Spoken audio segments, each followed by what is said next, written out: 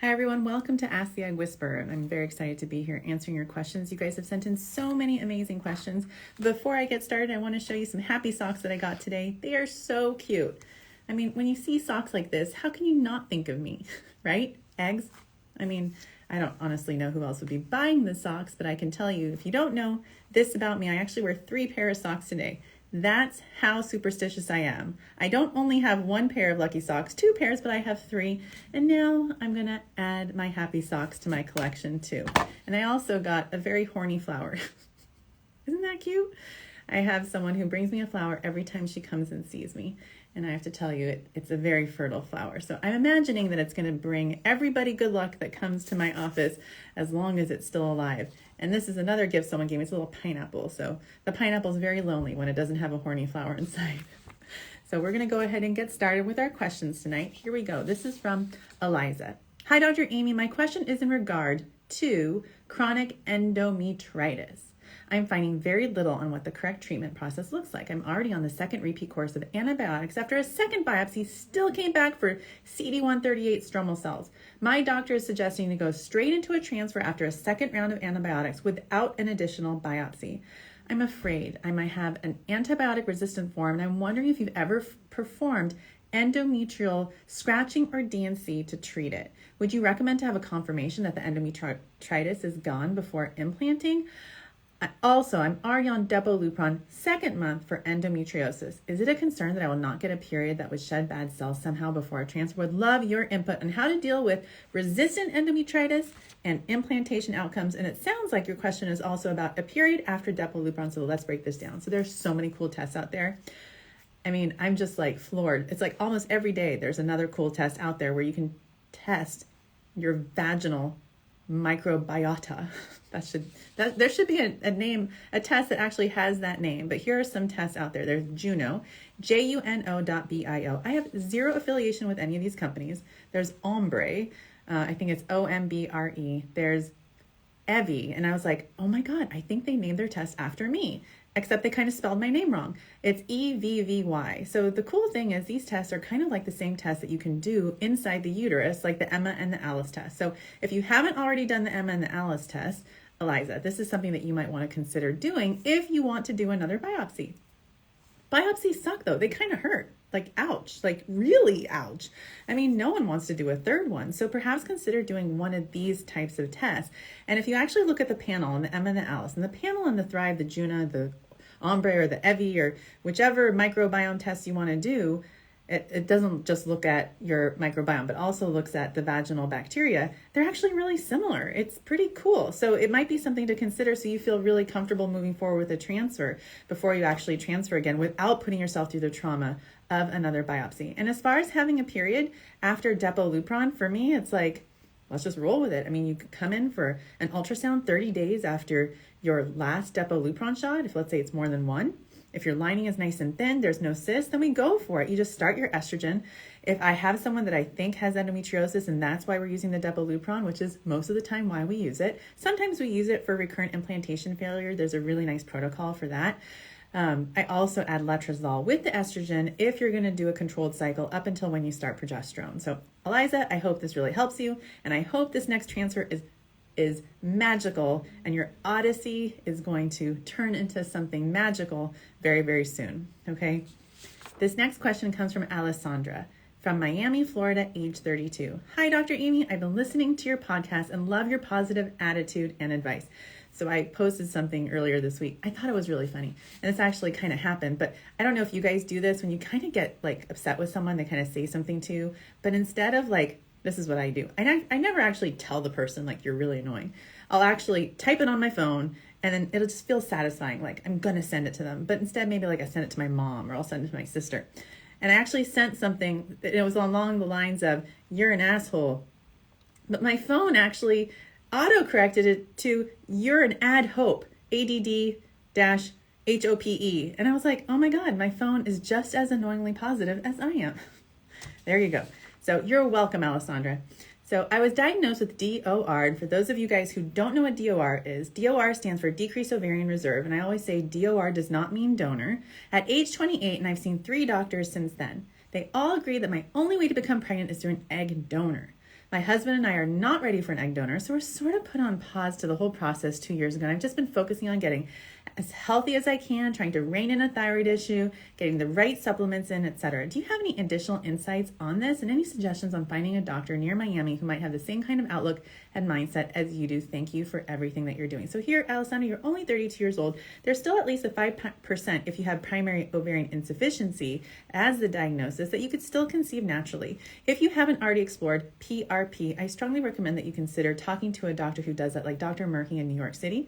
If you aren't already on my special pills, I call them my special pills because that's what keeps me going, super happy, super chipper, and talking a mile a minute, and that is the True Niagen and the NAD. There is some stuff in there that I think that can potentially help with egg quality in some people, and then you can also talk to your doctor about potentially adding HGH to a protocol. If you have something autoimmune going on, perhaps also check your anti-adrenal, anti-ovarian, and you already know you have anti-thyroid antibodies, and potentially that could be the reason why things are happening. And in a case like yours, although it's not scientifically proven, I sometimes like to add naltrexone to something that might help, so to speak, like wake up your ovaries. So the other thing that I would have you do is if you still are ovulating, it will come out clearly. If you're still ovulating regularly, then there's still a chance. You have 32-year-old eggs. You don't have the eggs of a 42-year-old. And if you haven't done a chromosome analysis or a carrier screen, especially looking for Fragile X syndrome, or Fragile X carrier, your carrier status, that's really important because you want to kind of know what's in your genes to see what's going on. This next question is from Courtney in Texas, age 28. Hi, Dr. Amy. Thank you so much for all the help and support you provide. My husband and I just completed our first IVF cycle. 30 eggs retrieved, 23 mature, 19 fertilized, but we ended up with only 3 embryos before genetic testing. 1 day 5, 2 day 6s were both 28 no sperm issues, and I scored a 16 on the ReproSource OAR report. We expect to have a lot more embryos. Any idea what could have caused this? What could be wrong, and what can we do to improve things? Okay, so here's the deal. I bet the answer's in your DNA. I'm super curious to see how many of those embryos were genetically normal. And this is why I like to do a chromosome analysis and make sure people have done a carrier screen before an IVF cycle. Because what if the reason why you had 3 embryos is because one of you has a translocation, and that could be the reason why you are needing to do IVF in the first place. So super important to ask your doctor, if you haven't already, if doing a chromosome analysis makes sense. For all of you guys who are listening here, who are about to start IVF and perhaps are not going to do genetic testing, or if you've been given the diagnosis of unexplained, which to me means they haven't explained it enough, you might want to do some extra genetic testing and do a chromosome analysis first. The other thing that it could be is still an egg quality issue. It could still be a sperm quality issue, but how do you really know? Well, one thing you could do is perhaps do a sperm DNA fragmentation test. That could potentially tell you if it's sperm driven. There are other really cool sperm tests out there that you can do that are a little more advanced. There's a test called the sperm QT, sounds very cute, quality test, and you can get to that test by going to pathfertility.com. Again, I call out tests.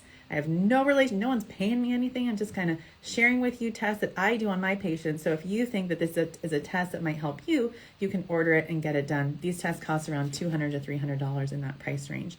So that's what I think could have caused it. And if you were my patient, I would say, let's talk about doing HGH. Make sure you're taking my egg quality supplements, both of you. Do a sperm DNA fragmentation test.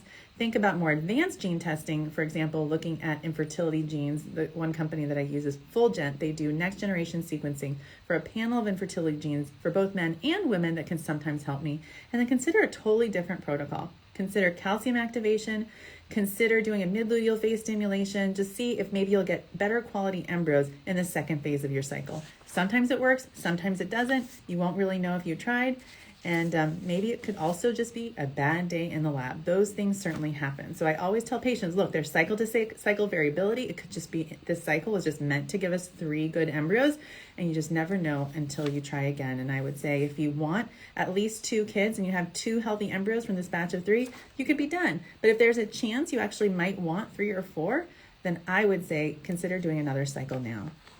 This next question comes from Anne. Anne is from Arizona, age 42. Hi, Dr. Amy. After 5 failed transfers, I sought out an immune test. Since my RE never mentioned it, we found out we have a partial DQ alpha match and only have a 30% chance of an embryo being successful per transfer. I only have 3 normal embryos left and want to be smart. We did the intralipids full immune protocol last transfer and no implantation. So I think it must be that So I think it must have matched. Okay, got it. We have another coming up, and if it doesn't work, I don't know whether to go to a surrogate or keep trying. I mean, one has to work, right? I really want to carry my own baby, and I've done every test imaginable, and everything else is normal. How many embryos should I leave for a surrogate? Also, what chance of implantation do you have with a BB? I have 2 day 5 normal BBs, 1 day 5 AB, and I have had luck. I've only had luck with BBs. Not 1 AA out of 3 have implanted. Any advice? Welcome. Thank you. So, and in Arizona, if you haven't considered doing the ERA test or the Receptiva DXS, I would definitely consider that. Ask your doctor, have you ruled out adenomyosis or silent endometriosis in me? Because we know that that can potentially cause implantation failure in some people. Also, look at your fallopian tubes. If you have a hydrosalpinx, then that can certainly interrupt and disrupt a healthy implantation. And I would also look at your microbiome as well and make sure that you have a healthy amount of lactobacillus and there aren't any bacterial pathogens. I rattled off a bunch of those really cool, crazy new tests, and I say crazy just because it's crazy that there's always a new company coming up with a new one. But I certainly think that there might be something to those tests because I've had patients myself. 2 transfers didn't work, and I'm just like, what the heck? I went through my egg whisperer diet, diagnosis, IVF,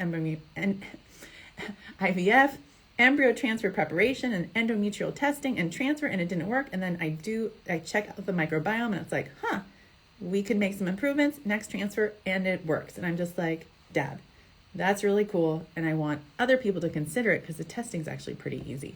You can test that stuff for around like $150 or less in one of those do-it-yourself tests that you can get that are direct to consumer. So to answer your question, my thing is this: what's more important to you, carrying your own baby or having your own DNA? It's a really important question to ask, and then ask yourself the question, how many kids do you want? My suggestion is to consider using a surrogate sooner than later because I really want my patients to have a baby with their own DNA. That's my bias. I think carrying a pregnancy would be amazing too, but it's just so hard at 42. Your eggs are not a renewable resource. So I would say if you can do another, IVF cycle and get more embryos, that would be amazing. But at 42, that would be really, really hard. You've already had 5 transfers that haven't worked. So Anne from Arizona, I would say let's consider a surrogate now, and then certainly after your surrogate's pregnant, you can certainly consider transferring again to you. But in the meantime, my bias would be for a surrogate because of your 5 transfers and your age. And I'm sorry you've been through so much. No one should have to go through 5 transfers. I wish the science was better. I wish we had more tests that we could do for people that were more individualized, or we could be like, this is exactly what's wrong. I wish we could do full genome sequencing on embryos. I wish we can understand more about embryos at a molecular level. But until then, we just have one big murky crystal ball, and that's PGTA testing, and that's all we got. One day, I know it's going to be better. I'm not sure I'll be still here to see that day, but if I keep talking about it and I keep believing that the day will come, we'll get there. This next question comes from Alexa from New Hampshire, age 30. Hi, Dr. Amy. I was wondering if you recommend continuing CoQ10 or ubiquinol throughout pregnancy, or if you should stop upon a positive test. Alexa, let me tell you, when you're pregnant and you're popping pills, you're going to feel really nauseous. You're going to want to throw up all the time, especially in the first trimester. The less pills we swallow, the better off we are. So I typically don't recommend continuing CoQ10 or ubiquinol as a separate supplement.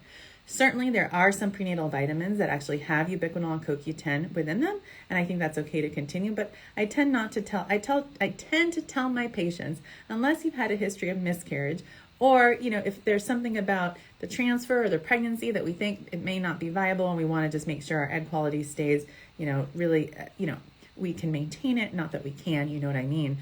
I would suggest staying on the CoQ10. But for now, I tell my patients to stop CoQ10 unless you have a history of a miscarriage, or we somehow think that this pregnancy may not be good. Then I would say, let's go ahead and continue it. This next question comes from Clyde from Massachusetts, age 32. Okay, we're going to talk about balls here. We're talking about testicles. Let's talk. I've noticed a change in my testicles, in which they seem to have recently become a bit desensitized. Since at least puberty, not sure about before then, my testicles were so tender that even a tap on them used to hurt a lot and even make me feel sick to my stomach.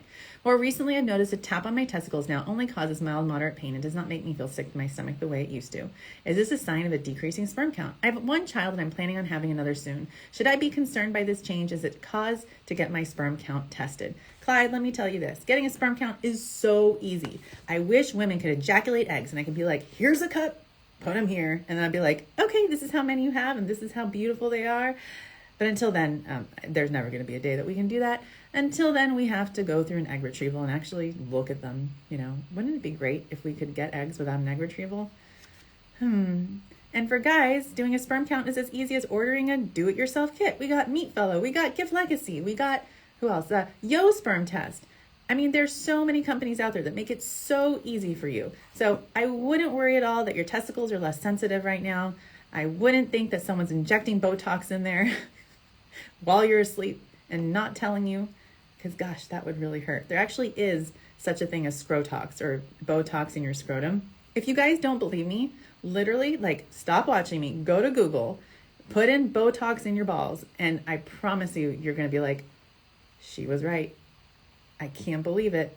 That's really crazy, but there are people that do that, and they do that to smooth out the wrinkles of their balls. I don't know why we're talking about balls right now, but let's go on to DC's question from Illinois, age 37.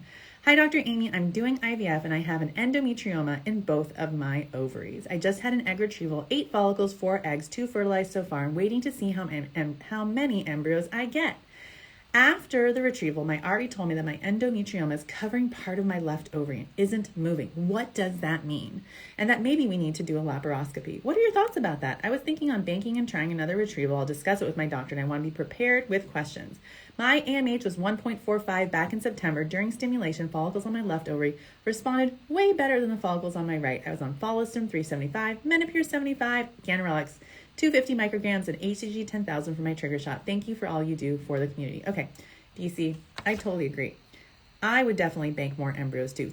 At 37, we having 4 eggs, 2 fertilized, I would say let's get you some more. Endometriosis, toxic for eggs. It makes 37-year-old young eggs act older. It can cause problems with egg maturity, egg quality. So this is the perfect time to do more cycles. I would recommend, if you're not already on N-acetylcysteine, I'm going to spell it for you. N-acetyl is A-C-E-T-Y-L, and then cysteine is C-Y-S-T-E-I-N-E. I would recommend starting around 900 milligrams of it. It has been shown in published studies. You can go to pubmed.com, or I think it's org, and you can actually, read some of these studies, and you just put in endometrioma and N-acetylcysteine, and you'll just, probably go to sleep within 5 minutes after reading these studies. But these are the kinds of things that get me excited. New ways to help people with things like endometriosis. So I would start that now. I would also start NAD if you're not taking that already, and CoQ10 as well to help with your egg quality. But as far as that endometrioma on that ovary, what your doctor is trying to tell you is, wow, you're so lucky you had me as your doctor for the egg retrieval, because it was kind of hard to get eggs from that ovary because it actually stuck onto the side of your uterus and it was very difficult to move around. So that's kind of what your doctor is saying. And as long as, there was no issues, no infection after the egg retrieval, I would say try it again, go get more eggs. But at the same time, you should also ask your doctor, at the same time, doctor, did you notice that I might have adenomyosis? Do you think I should potentially have the endometrioma removed before doing another egg retrieval? I think those are really important questions to ask your doctor. And then also ask your doctor, based on my history, what do you think my prognosis is? How many more cycles do you think I need to have the number of kids that I want? And then very clearly tell them how many kids. And I get it. I totally get it. When you're here, you've gone through so much. Most people will say, I would be so happy with even 1. And of course you will. And then you say, I just feel selfish even thinking of having more than 1. And it's like, no. Have you looked outside? Have you turned on the TV? There's absolutely nothing selfish about having more than 1 child. And I want people to have the family size that they want. And I want people like you guys who are watching me talking about scrotums and Botox in them and less sensitive testicles. I want you guys to be the ones having, well, I want everyone who wants to have a baby. But you guys know what I mean. I digress. So this next question comes from Janet in Houston, Texas. Janet is 30 years old, and here are her questions. Hi, Dr. Amy. I'm 30. I did an egg retrieval that yielded 2 normal PGS tests and embryos, a 5BB and a 6BA. I have, here we go, another endometrioma, a recurring endometrioma on my right ovary. My doctor says he is happy with those results, but is concerned about implantation, given that my CA125 test was 45, and mentioned that this is due to endometriosis inflammation going on. He wants me to do 3 months of Orlissa before our transfer. Since I've never been pregnant and we've had 2 failed IUIs, could that be due to implantation failure, and therefore should I also be considering an ERA test? I would hate to put myself through 3 months of Orlissa and waste an embryo only to discover that I should not have done so. or I should have done actually an ERA test. I didn't get the vibe that my doctor really thinks it's necessary at this point. Any advice would be greatly appreciated. Thank you so much. Okay, Janet, here's the thing. Endometriosis can also affect fallopian tubes. So if you haven't had an HSG yet, please do one. Make sure you don't have endometriosis in your tubes. How would you know? Well, your tube could potentially appear blocked and dilated. So that's something that can get in the way of implantation. Number 2, you are now 30 years old. You have such severe endometriosis that your doctor actually wants you to take 3 months of a horrible drug that will make you feel disgusting. And I swear, there's no sugarcoating here. Or Alyssa will give you hot flashes, mood changes, anxiety, insomnia, right? We should be very thoughtful before we start a medication like that about the side effects. Orlissa's great because it's not a shot that you put in your butt that lasts for 30 days. You take the pill. If you hate it, you can stop it. Eventually, very soon, not after 30 days, it will be out of your system. But my thought process is this. Endometriosis comes back. It acts like a cancer. In 2 years, when you're 32 years old, if that one embryo does not survive the thaw, and you guys, I talk about worst case scenarios all day long. I know I'm a very positive person. My cell phone will not even let me say the word asshole in it. It changes it to add hope every time. My point is this. I would recommend doing another cycle now before you start Orlissa. If your doctor feels really, really strongly about Orlissa, why not ask, how about doing a laparoscopy? A laparoscopy will prevent you from, or could potentially make it so that you don't need 3 months of Orlissa. And a laparoscopy could remove the visible endometriosis, and you can look at all your anatomy and even do a hysteroscopy at the same time. So if your endometriosis is that bad, it's causing you severe symptoms, and your doctor thinks that you need 3 months of Orlissa, I would ask the following questions. Do you think I have adenomyosis? Should I do another cycle now? I'm worried. I'm 30 right now. I got 2 normal embryos. If this next embryo doesn't work and I'm 32, things might have changed because endometriosis could have come back. And it's a catch-22, right? So when you have endometriosis, what do people say? Just get pregnant. That's treatment for endometriosis. But guess what? It is harder to get pregnant when you have endometriosis. So that's what makes it really tough. Okay, I'm going to take a picture. Not a picture. I'm not taking a picture. I'm showing you guys. I'm going to drink some water. Okay, this next question comes from Dina from Boston, age 36. Hi, Dr. Amy. I appreciate all you've done to help us understand infertility. My AMH is 1.34, FSH is 11. Our history is this. Antagonist cycle, 5 follicles, 3 eggs, 1 fertilized, not even a day 3 embryo. Microdose flare protocol, 8 follicles, 7 eggs, 6 fertilized, 5 day 3 embryos, 1 blast, 7 BB. Long lupron microflare started with 13 days of lupron, then continuous stimulation. On day 12, my estrogen level was even lower than my first cycle with just 5 follicles, so we decided to switch to time intercourse. Since there's no problem with sperm, I'm not sure if my ovary suppression is the best way for me. I'm a poor responder taking Follistim, 300, Menopure, 4 vials for all of our protocols, but still haven't gotten good results. Our doctor gave us 2 options for next round. Repeat the last protocol, minimum stim with Clomid, 150, and 4 vials of Menopure. What are your thoughts on these options? Should we repeat the first protocol or try something new? Dina, try something new. Talk to your doctor about the second wave of eggs, that wave that comes right after ovulation. See what they say. Say, you know what? I read some studies. You can say, that was actually my chair, I promise. You can say, I saw some studies that showed that maybe mid-luteal phase protocols could give some women a higher number of better quality eggs and hence embryos. So I would suggest bringing that up to your doctor and then talk about what can we do to improve egg quality. Our egg quality is related to our age, genetics, and environment. Age, you can't control your 36. We can't turn back the time, right? Genetics, you get what you get, right? And then environment, look at your lifestyle. Look at, the foods that you eat. Look at the products that you're using. And then talk about supplements with your doctor and see what supplements they would recommend. So make sure, if you were my patient, we would be talking about using NAD, CoQ10, and I would also be adding an HGH. So those are the kinds of things that I would do. And then I would rather see you using Femera, also known as letrozole, versus the Clomid, just because of the amount of cycles that you've been through and the amount of estrogen that you've been exposed to. I kind of feel more comfortable using letrozole instead of Clomid in a case like yours, and using a more mini IVF protocol, a mini stimulation with Femera instead of Clomid and low dose gonadotropins like Gonal F, and see what you get. And hopefully you're going to get something amazing. And then if you haven't discussed PRP with your doctor, if they don't offer it, perhaps find a doctor who does, like Dr. Murphy in New York City, and see him and see what you're going to, see what kind of benefit you can get from that as well. Okay, guys, this last question is from Cheryl from the US, age 39. Thank you for your show, Dr. Amy. I've had 2 IVF cycles, but my egg maturation rate is very low. 54% in one cycle, 10% in the second cycle. My AMH level is 0.67. My doctor did not find any signs of endometriosis, but some signs of adenomyosis.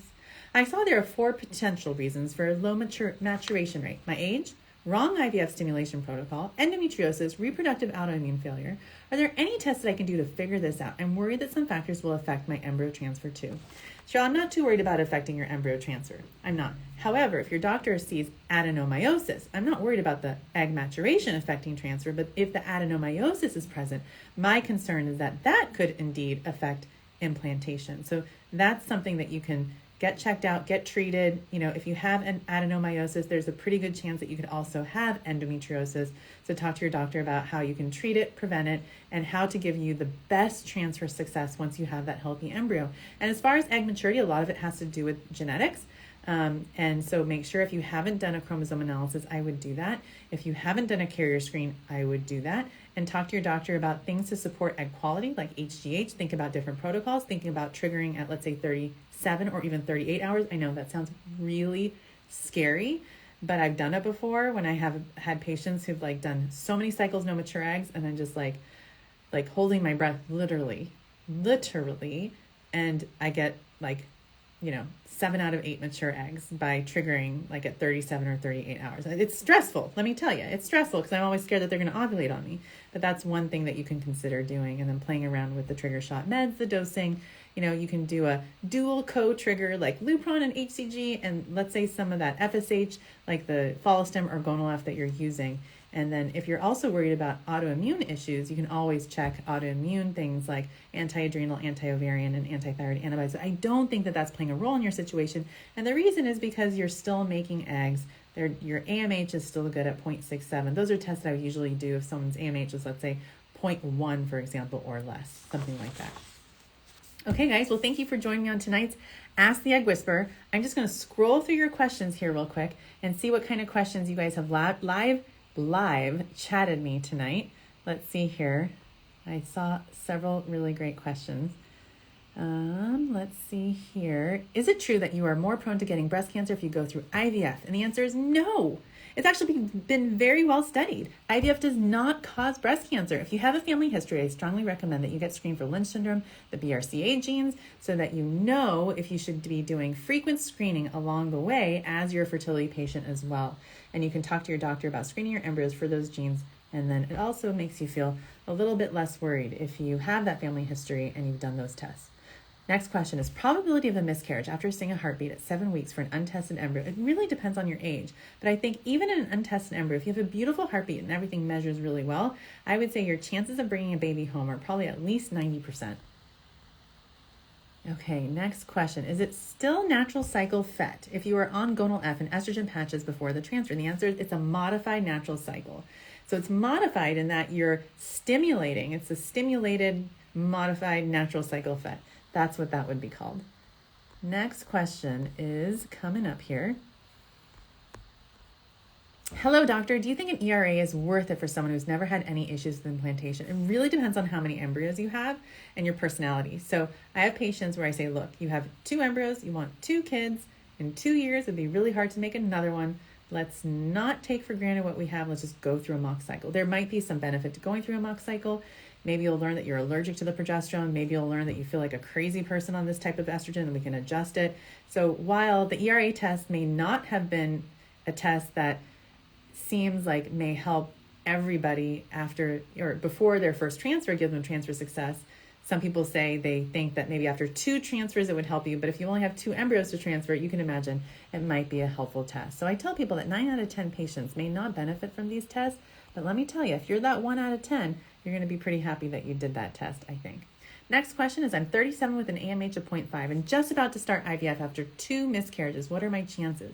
So let's just go through your IVF pyramid. So AMH of 5 means about 5 follicles. 4 will be mature, 3 fertilized will have anywhere from 0 to 3 blastocysts. Each blastocyst will have a 25% chance of being genetically normal. So I would say you have a 25% chance at least of having at least one high-quality genetically normal embryo. And if you have that high-quality embryo, then your chances are over 50% that embryo will turn into a live birth. It just depends on the embryo quality. So if you want to learn more, go to my Egg Whisperer School, go to my IVF course, and take my next class. My next class is coming up here in a couple weeks.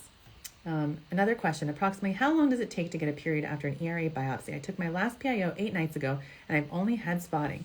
Wow, I would talk to your doctor because it's possible that you have a cyst. Typically, I tell patients that your period should start within 3 days of stopping your progesterone. Or maybe they did such an aggressive biopsy that they removed most of your lining at the time of the biopsy and there's nothing else to bleed. Next question.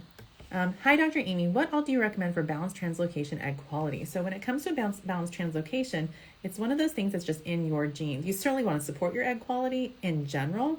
You know, taking a prenatal vitamin, CoQ10, a probiotic if that's what your doctor recommends.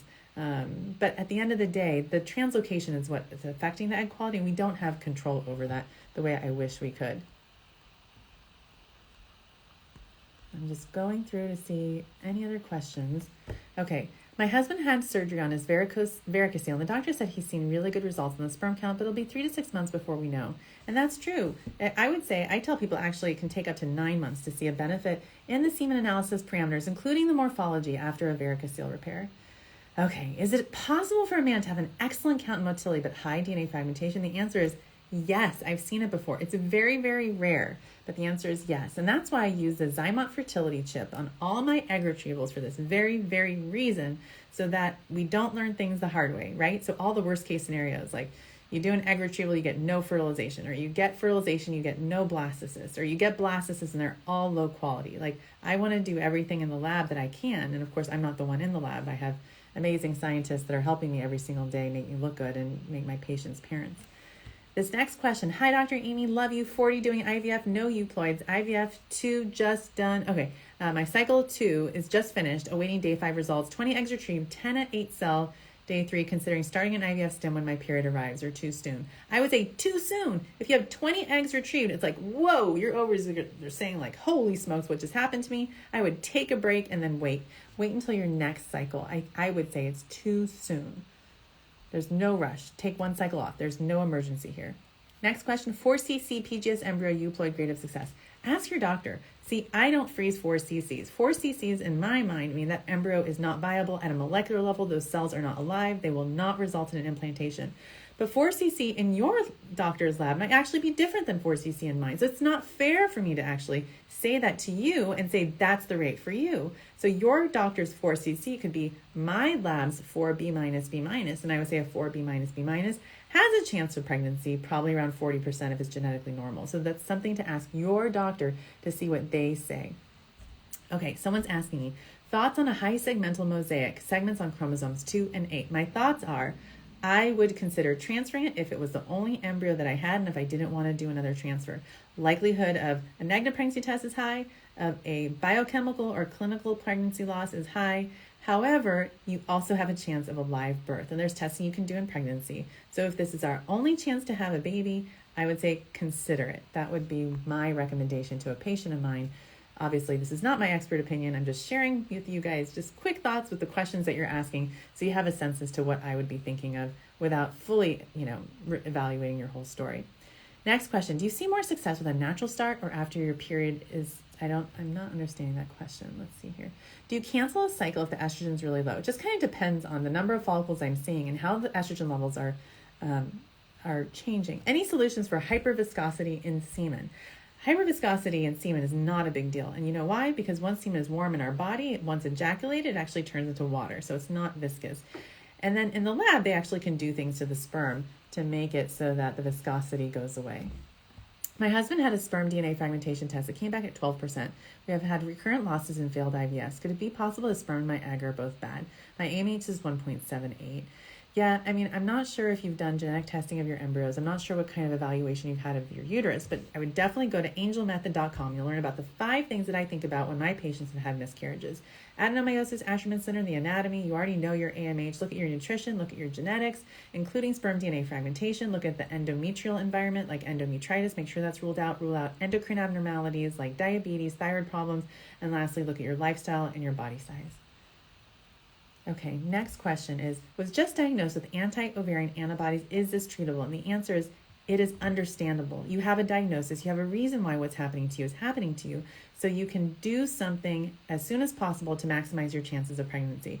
So for those of you guys who don't know what anti-ovarian antibodies, they're something that can cause a condition called autoimmune primary ovarian insufficiency, or POI.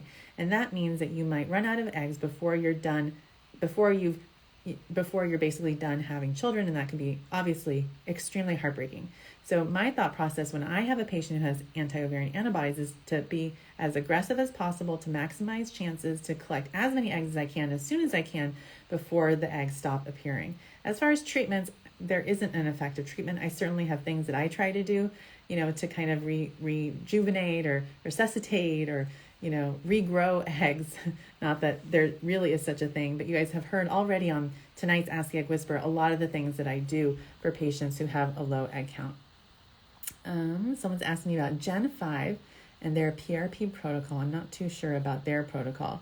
Someone's asking, I had a miscarriage after just trying for 3 months and was 4 weeks along. Should I do anything before trying again? And I would say, yeah, go through my angel method. One miscarriage is one too many in my mind. I know having a miscarriage is part of the human experience, but it's not an experience that I want people to ever have. And I certainly don't want you to have it more than once, right? So once you're told you're pregnant, what are you doing? You're like thinking of baby names. You're thinking about all the milestones. You're wondering if it's going to be a boy or a girl and all the fun things that you're going to do together. And then it's taken from you. That's one of the most heartbreaking things an individual can go through in their lives. And for a lot of people who've never had experiences with doctor's offices or the medical field, it could be one of the first experiences we have as patients. And it's sometimes not the best experience. So, my goal is to do better for patients who've experienced miscarriage, do better as far as testing after a miscarriage. There are millions of miscarriages that happen each and every year, and still there isn't enough research as to what we can do to prevent them. So hopefully that will change soon. Next question is, what does lupron do? My doctor gave it to me after many failed IVFs. I'm 42. That's a great question. Go to my lupron survival guide. If you haven't already, go to my blog, Dr. Amy, D-R-A-I-M, actually it's right here, spelled my name right there, draimee.org, and go there and you can read about it. And then you can also find an article that I wrote. Just put on endometriosis in my blog and you'll read more about lupron. But basically it shuts down your ovaries and makes you go into a premature menopause or a medically induced menopause. And it might help with implantation failure issues, but your doctor might have given it to you because they might think that you have adenomyosis or endometriosis that's causing a problem. So you guys, I'm going to sign off. It is awesome being with you. Thank you so much for tuning in. Thank you for sending in your questions. I hope that you guys have a fabulous Friday night. I have an IVF class coming up this month in the next couple weeks. I hope you'll join it, and I look forward to seeing you guys again soon. If you have a question you want to submit it, go to asktheeggwhisperer.com. And if you want to go back and you're like, I wonder where I can hear more of these things that she says that sometimes come out of her mouth, like about scrotums. I'm just kidding. There won't be many of those. That was just a one-off tonight. Go to iTunes and then go to the Egg Whisperer podcast and click subscribe. And you can go through it and watch all the shows I've done in the past. So I love you all. I am in awe of you all. And I wish you a very good night and just so many blessings for all of you guys. Okay. Have a great night. Bye, everyone.